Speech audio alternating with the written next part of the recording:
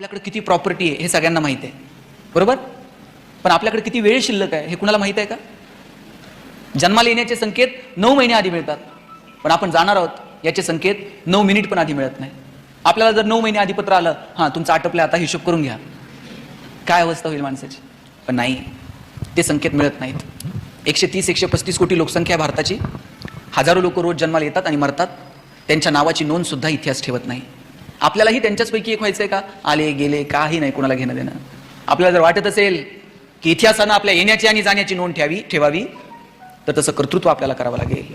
आणि त्यासाठी फक्त स्वतःसाठी जगून चालत नाही, आपल्याला थोडंसं इतरांसाठी जगता येईल का? मी म्हणत नाही तुमचं सगळं सोडा इतरांसाठीच काम करत बसा, पण तुमच्या दारात जर पोरांनो बाग फुलून आली ना, त्यातली 2 फुलं इतरांना द्या. तुमचे सूर जुळून आले, 2 गाणी इतरांसाठी गा.